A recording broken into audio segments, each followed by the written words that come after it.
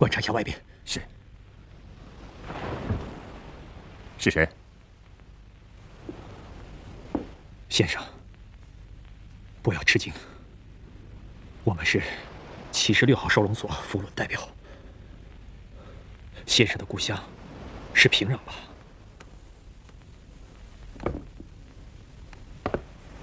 观看收容所时，我们的少校同志认出了先生。少校被枪毙了，我们受他之托来找先生。这是我们俘虏们用血写的信，7402名签了名。请你想办法把它交给我们的祖国。我们已处在死亡的危险当中。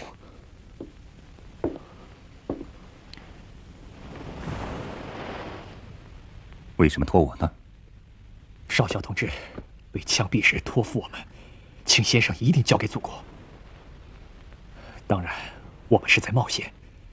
假如先生密告，这里签名的所有同志将全部被杀害。但是我们没有别的途径。你要知道，在先生的手里，维系着数千人的生命。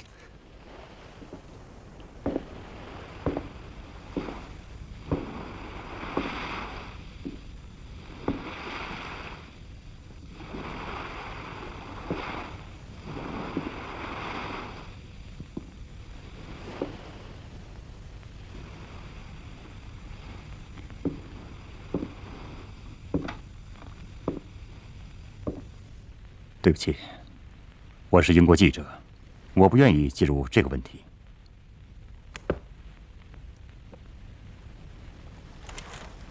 实在困难的话，在釜山有我们的地下工作人员，交给他也行啊。啊！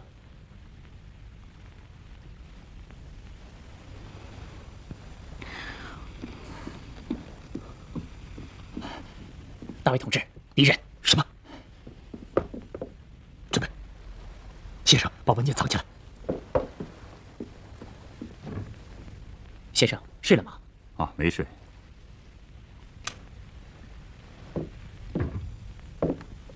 司令部，请您快点过去。知道了。把这家伙拽出去，埋到沙丘里。是。求你了，先生，我们相信你。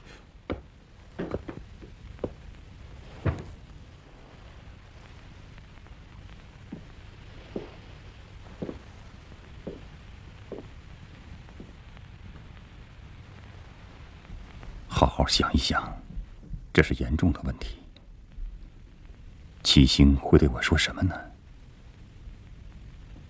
和他分别已有13年，今天我在他面前，我是以背弃祖国和母亲的资产阶级记者身份出现的，所以他在最后瞬间以憎恶的眼光看着我。那么，他怎么能把秘密工作人员的住所都告诉我？不对，这不只是冒险。这里有什么不同的地方？方才要枪杀的人，在枪杀前1小时还在收容所内跟同志们在一起。这样的话，方才杀那个联络员，也是让我相信他们的恶作剧罢了。这是巧妙的策略，于林的想法是对的。这是企图揭露于林的克劳斯的手段。为了这个，克劳斯在俘虏中找出他的同乡，并杀害他，然后把伪装成同志的特务打进来。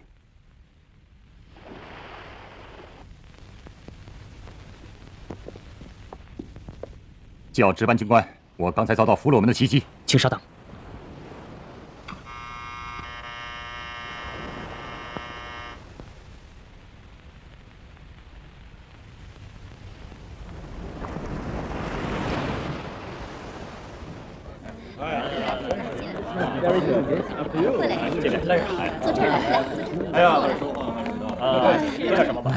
这些家伙是怎么带你的？是不是用武器来威胁你呢？嗯？啊，天黑看不清，但是他们刺死了联络兵，无疑他们有凶器。这个文件写了什么？不知道，文件交给值班军官了，去问他吧，二哥。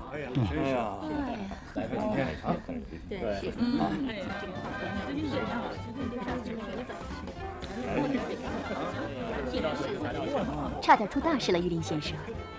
不管怎么样，是危险的地方，快离开这儿吧。玉林先生，鸭舍中校找您，向他详细说明事件。这个事件会报告给东京的。好，对不起，我不想再介入这件事了。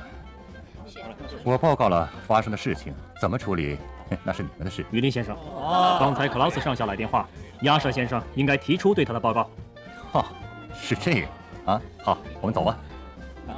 再见。好，再见。我找你过来。你说找他能什么事儿？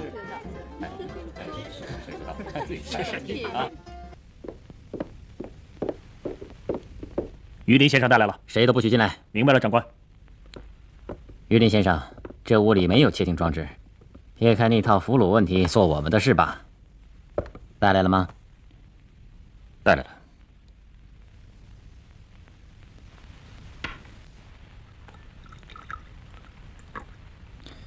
事先告诉你，我对朝鲜停战谈判的资料不了解，我不过是个普通的军官，我掌握的秘密有限。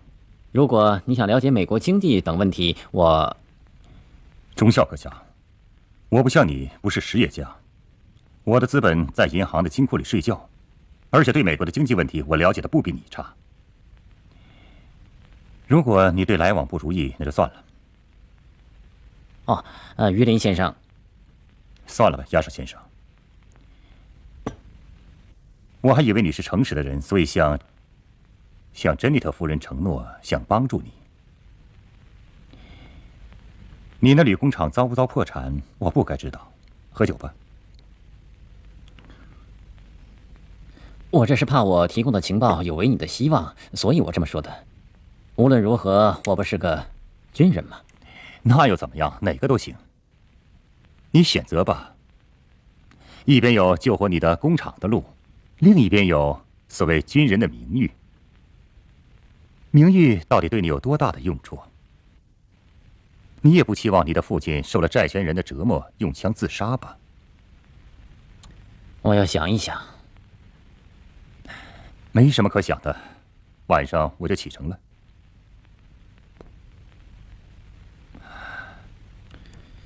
好吧，和这个文件一起，再加2万美元给我。不过分吗？有那样价值。好，好，好，拿吧。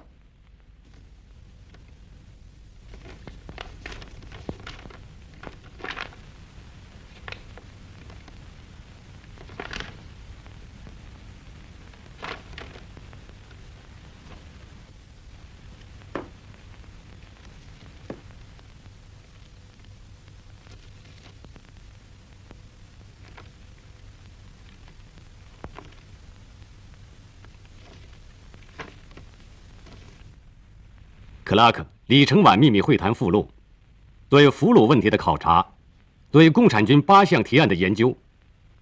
美远东司令部。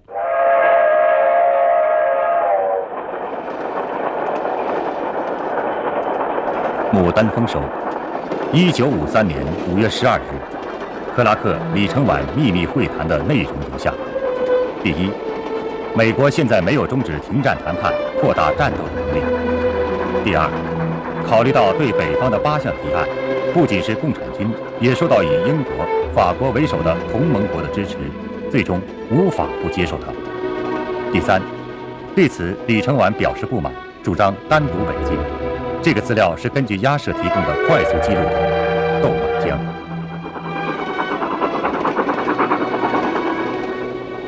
艰苦战斗的一天又过去了，经过这样考验的日夜，走向祖国的路逐渐接近了。于林现在再次想到祖国，在久远的年幼年代，听着母亲的催眠曲时，谁也没有明白，这就是祖国的声音。春天来了，和朋友们一起在小溪边奔跑时，也没有明白，祖国浸透在他们摘的一束野花中，和在他们头上鸣啼的鸟的歌声中。到了傍晚，笼罩在黄昏的农家屋顶上徐徐爬上的炊烟中映照着祖国。从人们那里夺过这个追忆是不可能的。只要知道祖国有多么贵重，人们为了它就能毫不犹豫地献出自己的生命。在死亡之岛看见的一切，给榆林留下了永远不能忘的追忆。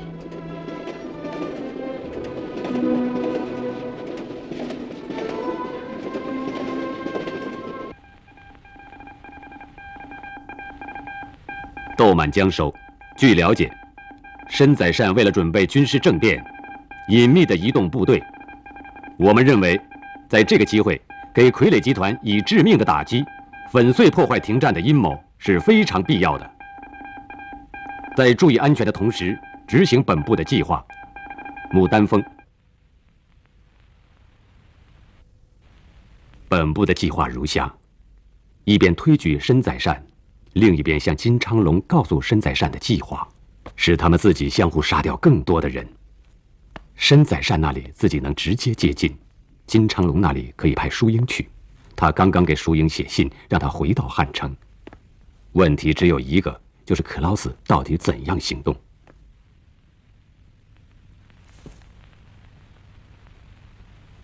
克劳斯一生第一次对自己感到幻灭。在榆林具有英国这个强有力的背景的情况下，没有直接的材料，终究没有什么办法。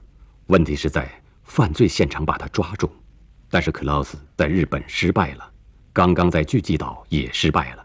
榆林是强有力的对手，但是克劳斯也是夸耀数十年浴血经历的高级特务，他不愿意反复的失败和垂头丧气，又一次开始了对榆林的攻击。这就是共产主义者揭露我们时的表情。是，这边呢是他们被枪毙时的表情。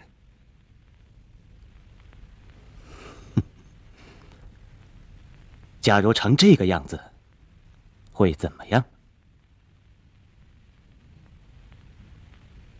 假如榆林主张我在枪毙俘虏的时候笑了，而我们的阴谋被暴露时就这样不舒服，对此你怎样回答呢？为什么没有回答？是不是这样说就这样答复？那么他要求第二个证人有吗？你看，马汀，对他是以推测或者幻想对付是不行的。他是个过于伶俐的人，谁知道，也许他真的不是侦探，而是一个平凡的记者。分析他的行动，所有的都在其中。那么要抛弃搜查的意思？为什么抛弃？应该更加积极地做，在现场以现行犯把他抓起来才行，这就是唯一的办法。你看，马汀，明天申载善的别墅有青年军官的聚会，当然是要抓政权的。这是为了把李承晚紧紧抓在我们手里而所允许的办法。但现在这个度太过分了。榆林是敌人，你不以为他会利用吗？会利用的。去组织这件事情吧，一定会有成果的。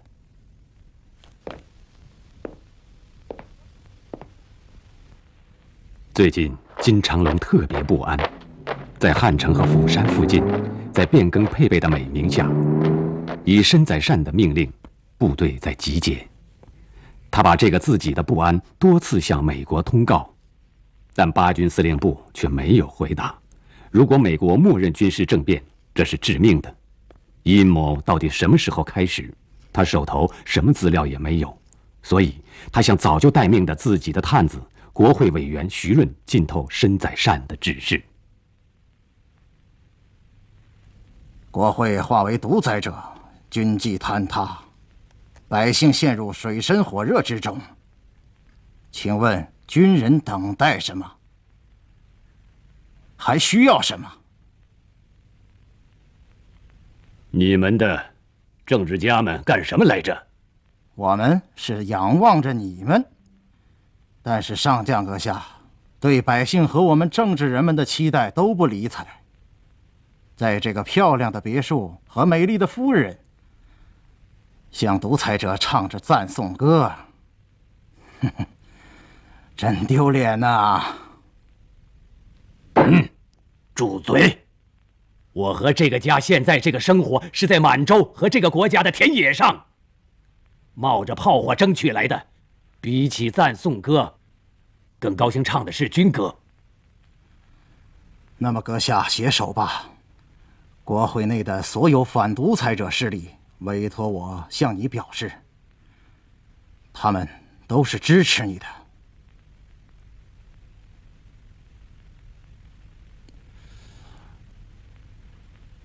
好，那么为新的伟业携手。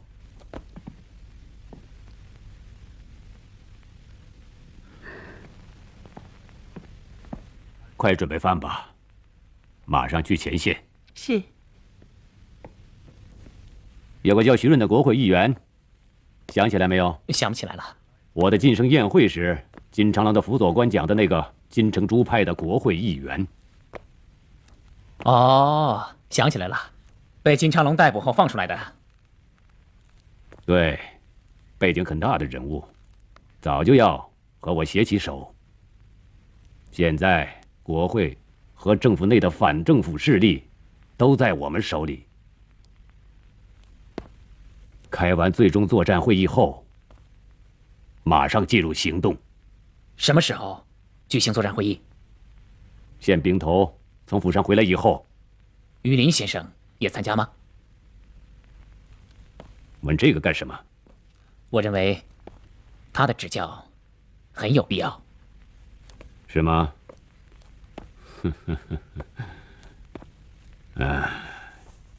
于林不过是我们利用的人物，不能靠他。对作战会议要保守一切秘密。于林总有被雾淹没的感觉。上将阁下，把于林做鱼饵给金长龙扔过去怎么样？金长龙跟着他走时，我们就结束起义准备。什么话？他现在还是有利用价值的人，对我们来说，他比100个朴武都有利用价值。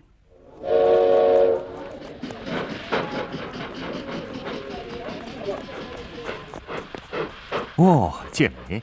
哎，叔叔你好。哦，你好吗？看见你，外婆是不是很高兴啊？外婆打我了。为什么呀？因为我不喜欢吃大麦饭。哦，是吗？这是不行的呀。身体好些了吗？现在什么事也没有了。妈妈还是疼，昨天还一直躺着呢。是真的吗？啊，不是，不要紧的。外婆不想来，可妈妈非要来，所以来了。我错了，请保养好身体才是。放心吧，老师。静，上车吧。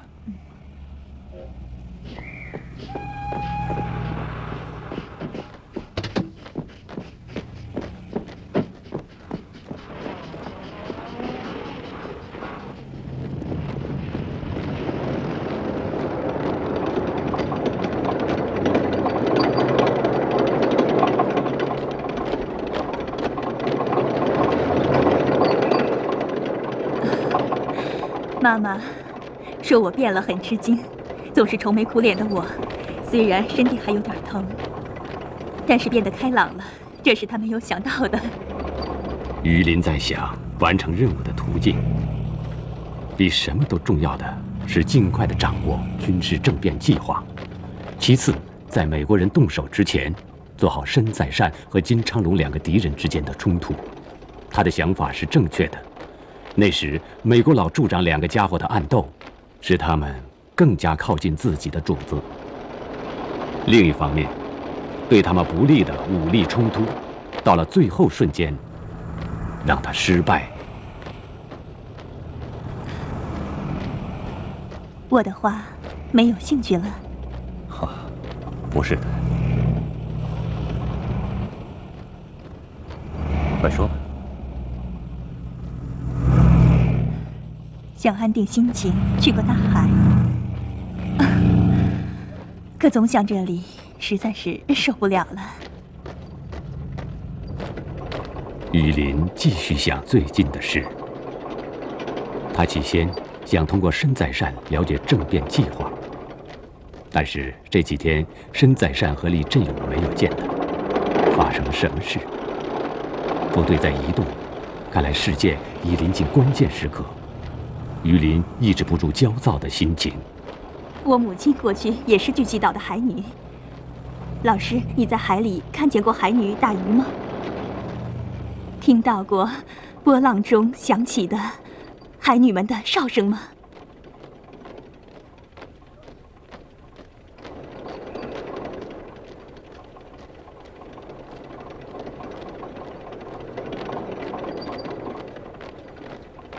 你根本没听我的话。好，太对不起了，淑云。有什么事儿吗？不要再问了，以后我全告诉你。不知怎么，淑英的心情感到悲伤。她在和自己最亲近的同志于林见面的瞬间，很想把自己的心中的喜悦全无保留地倾吐出来。但是她意识到她在妨碍于林的思索，于林有比自己更重要的事情。淑英想，不能再干扰于林。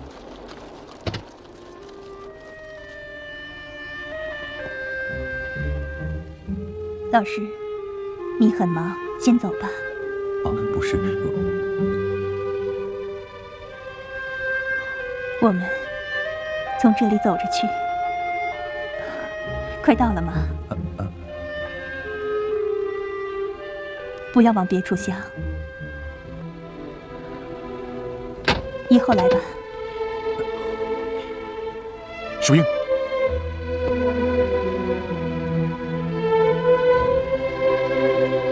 对敌后战斗的人来说，瞬间的疏忽会造成重大的后果。任何情况下，我没有权利沉浸在自己的感情里。现在于林正在想，把了解申在善政变计划的任务交给淑英，但是他只考虑任务，而没有想到旁边淑英的心情。现在跟着去，不，现在他单独对他更有利。明天晚上再去。到那时，我的计划可以向他具体的说明一切。但是那天晚上，他没能来，因为和本部有了交流。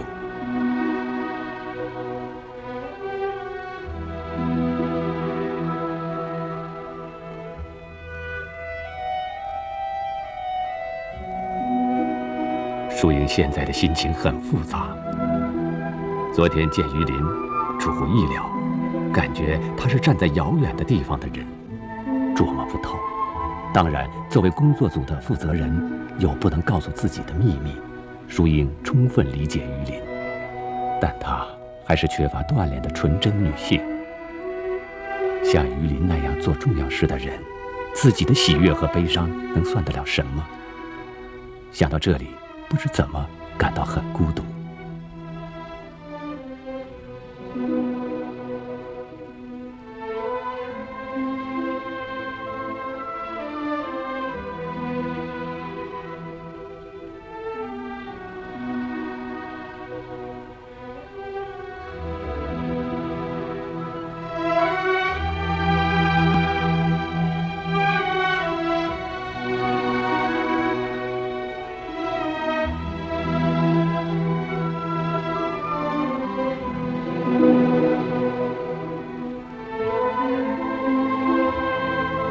对不起，洪志军。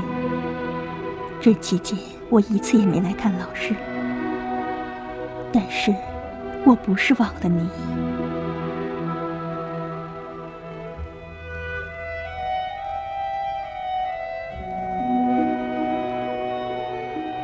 今天为什么这么孤独啊？好像一个人站在田野似的。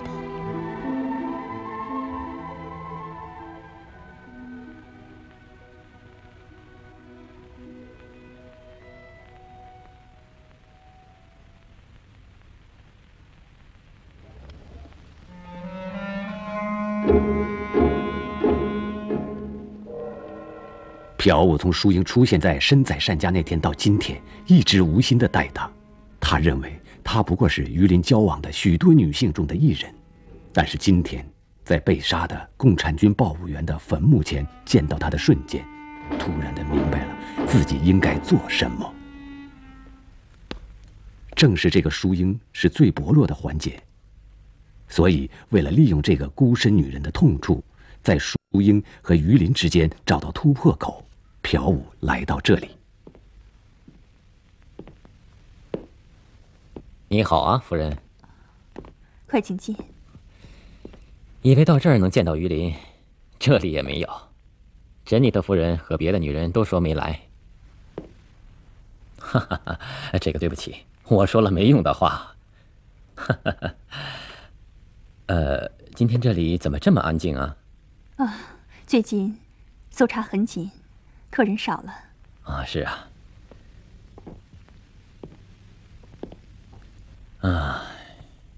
或许我来的不是时候。为什么这样想呢？好像夫人很苦闷。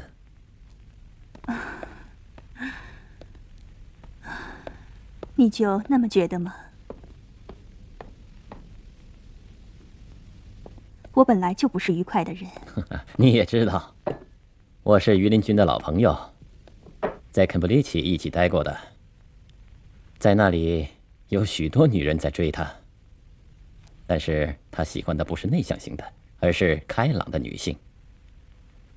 他爱金顺基中尉，也正是因为他有开朗的性格。金顺基是 CIC 女性军官。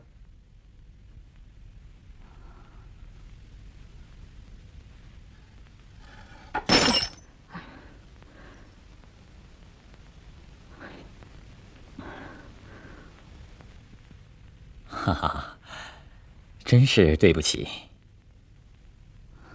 不要往别处想，只是我不愿意瞒着你，淑英小姐。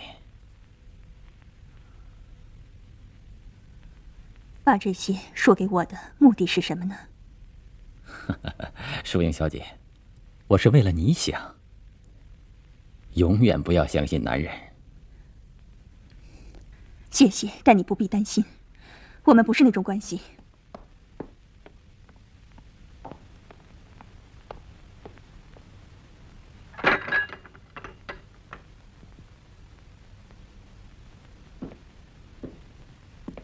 可是于林可是把你介绍为自己的未婚妻。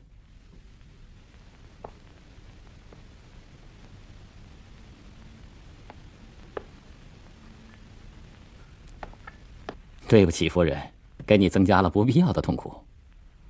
再见了，夫人。再见。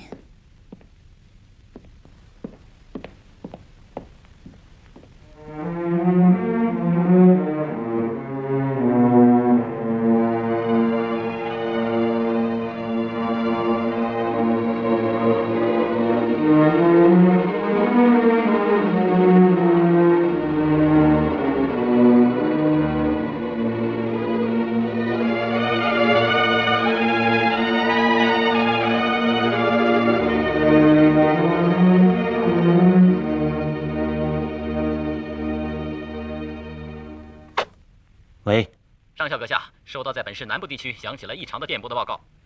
内容不清楚，我们无线电监听记录里没有使用这种暗号的发报机。上尉，这种报告让部下做也可以，值班军官的报告至少要报告这是什么性质的暗号，无线电台的位置在什么地方等等。就这样。马汀，命令全体半状无线电台24小时值班，等待这个电波再次出现的刹那，包围那个地方，一个不漏的搜索。还有那个电波使用时，确认于林在什么地方。明白了。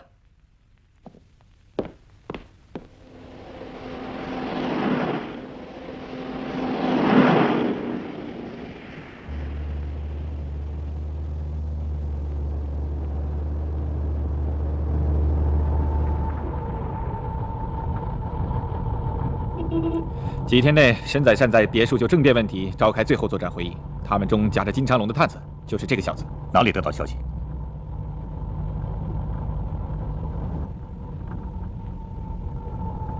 这是马丁说出来的，他在监视着你，绝对不能在深仔山别墅出现，那是掉进陷阱的事。好，知道。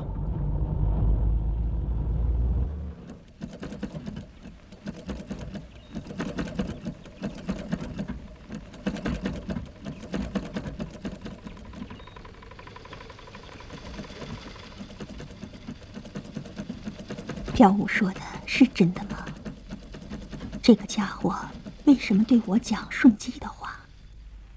他虽然是坏蛋，但也不能说无根据的谎话呀。那么于林他真的爱那个女人？无法想象他真的那样做。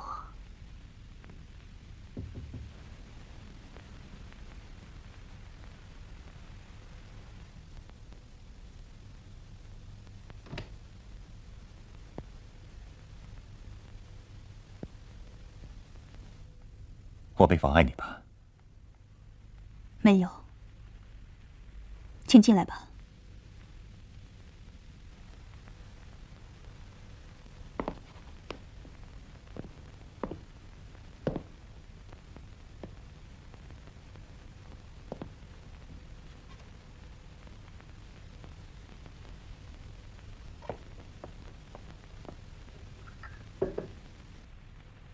喝茶吧。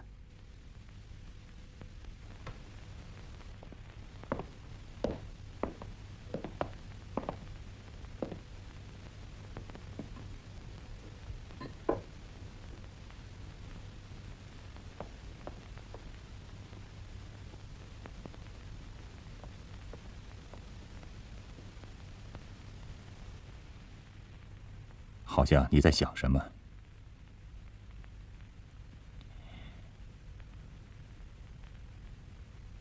淑英，你就把我当成朋友说给我听。现在想什么？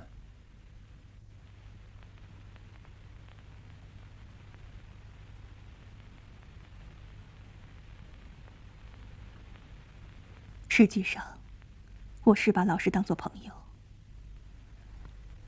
至今为止，在世上把我当人待的，只有母亲和已走的那个人，还有老师，你是第三个人。但是，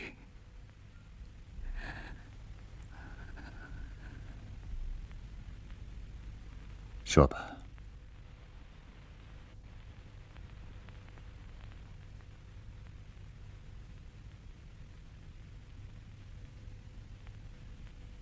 金顺基到底是谁？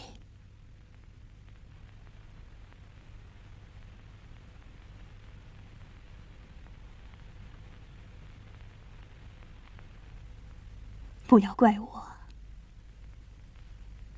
我想你能理解。我对已经走的人的爱是永远不会变的，所以我对他最亲近的同志你，去爱一个敌人，感到很痛心。老师，你到底是谁？我无法理解，怎么能爱上那种凶恶的敌人呢？啊，老师。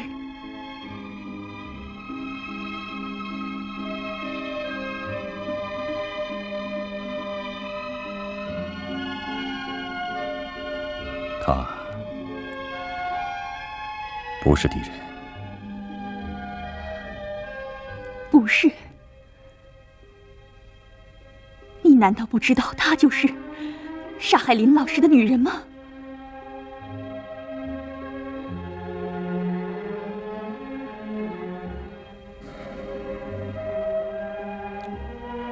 已经到这时候了，该说了。顺基是我们的同志。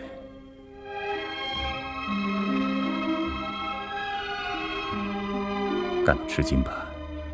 顺吉为了救红直做了最后的努力，但是红直他为了我，把我从危险中救出，牺牲了自己。